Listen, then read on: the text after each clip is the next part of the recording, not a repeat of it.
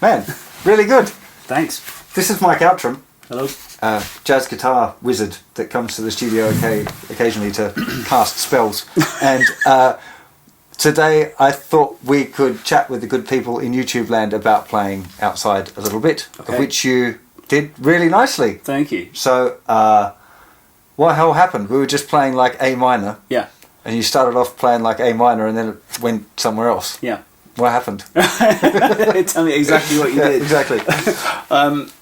Well, I was trying to go from playing on the chord. Yeah. So I was just kind of starting out using the kind of Blues vocabulary, pentatonic, yeah. blues sort of language, that kind of thing, and then gradually adding in maybe a couple of other notes, like if I'm playing on A minor, then this one. So that's the ninth. That's if you're in A minor, then it's, you just go up from the root one step. And just using that note, that's that's one of those notes that as soon as you play it, it's like that's sounds jazzier. It's a jazzier sound, yeah. Especially if you're purely just using the pentatonic.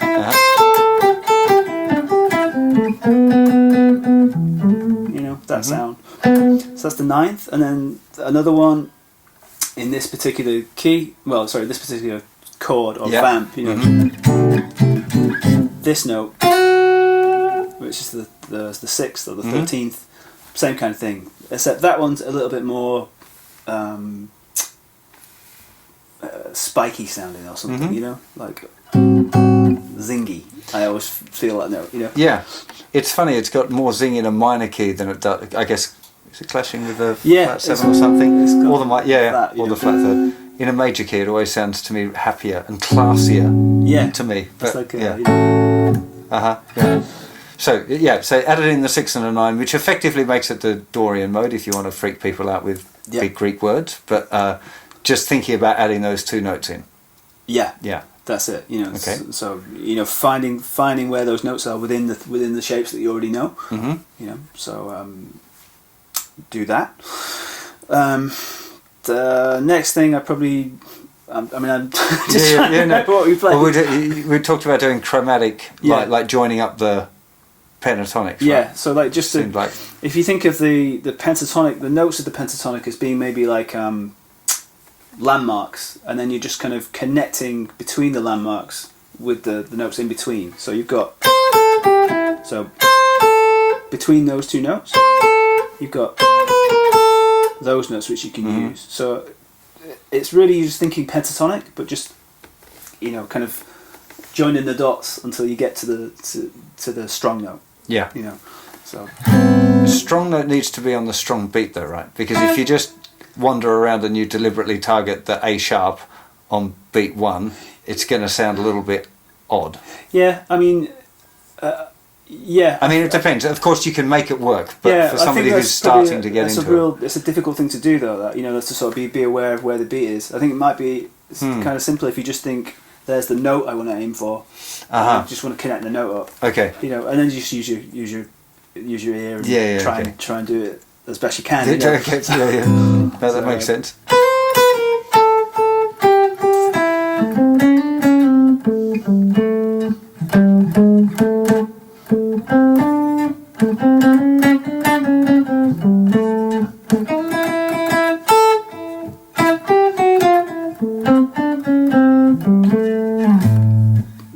So just this kind of stuff. Yeah. And that works for all the All of the pentatonic different pentatonic shapes that patterns. you know. Yeah.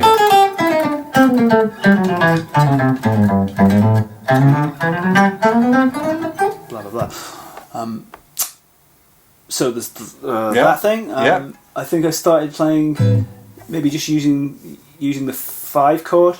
So if you're in A minor, chord 5 is E7, and just using that sound over what you're doing. So you're so playing even with though that. I'm not changing, Yeah. yeah, So it's just the 5 chord is like the opposite maybe of the 1 chord. You've got the home chord, which is A minor. That's like resolved, and the 5 chord is the one that's kind of gives you the feeling of tension or the feeling of like something's happening in the harmony, and then you can kind of move it back to the 1 chord. because the 5 always wants to go back to the 1. Yeah. So that's it's kind of playing off of the feeling of you're in the key and then you're moving away and then you're back. So should we And just do that? what tool were you using? What tools were you using for So that? Or what's a tool that you can download that? The biggest thing is just playing the arpeggio of the chord. So it describes the sound. So for an E7, it's the notes E, G sharp, B, and D. So I'd suggest to learn that maybe here. Like that, if you're playing in this box shape. Let's do the vamp then.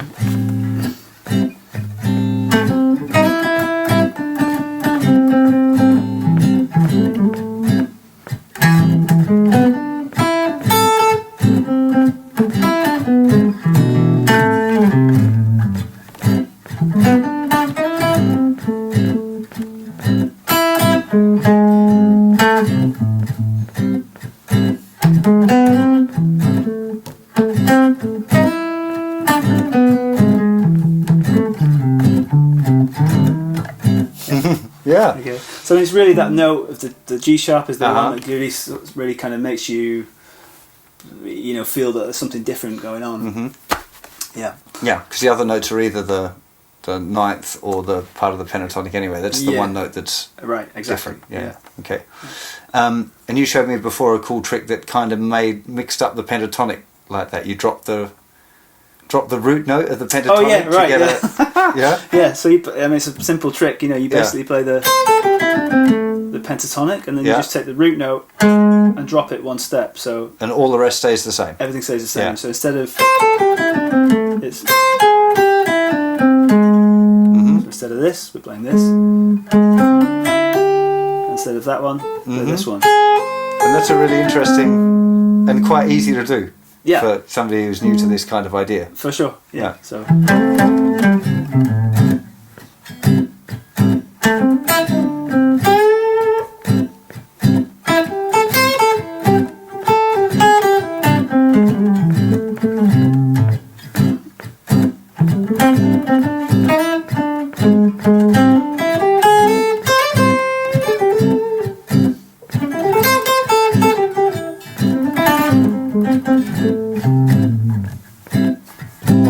So yeah, that's a cool little trick. Okay.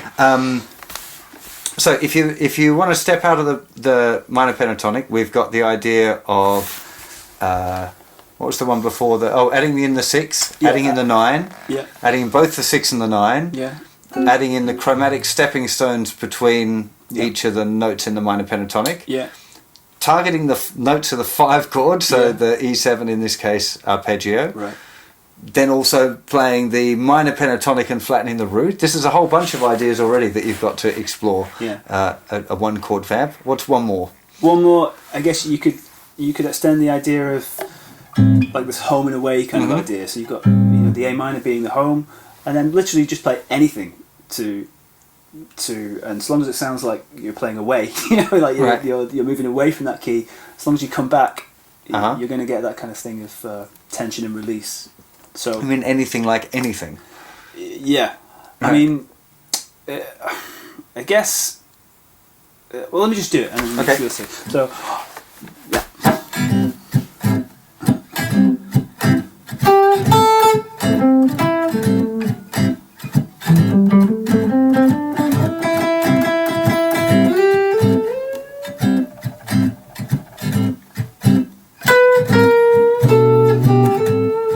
So this is home.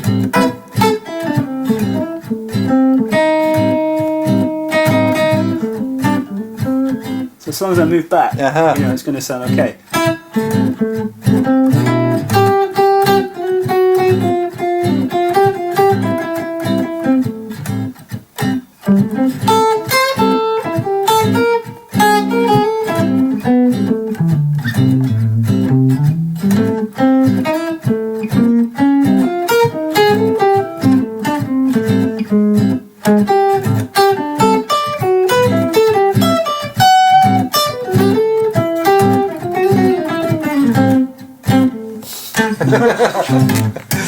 Yeah. Yeah. Now you're getting into some other territories there. It sounds like For sure, to me. yeah. But Yeah. that's part of the game, right? Of finding ways, interesting ways, as you advance in jazz, of moving it outside. Yeah. That- Yeah, but I think quite often with when people are getting into jazz, it's seen as it's very easy to kind of get into the rocket science of it, But if you think of it, well, I'm not saying think of the whole thing like that, but you could take something like that, a very simple concept of you're in the key and then you're out of the key and then you're in the key, and just play around with that, and see if you can make that sound okay. Potentially even mixing that idea in with our triads thing that we talked about in another lesson. Absolutely. Play the triads for a bit and then just wander off and play with it. yeah. As long as you come back in, play the triads eventually, it should work. Yeah, right. Well, let's try that one out later on. Cool. Nice tips, Mike. If you want to see more of Mike's lessons, you can go check out the electriccampfire.com. I'll leave a link in the description below. Thanks for coming down, man. And I'll Cheers. see you all another time. Bye. Cheerio.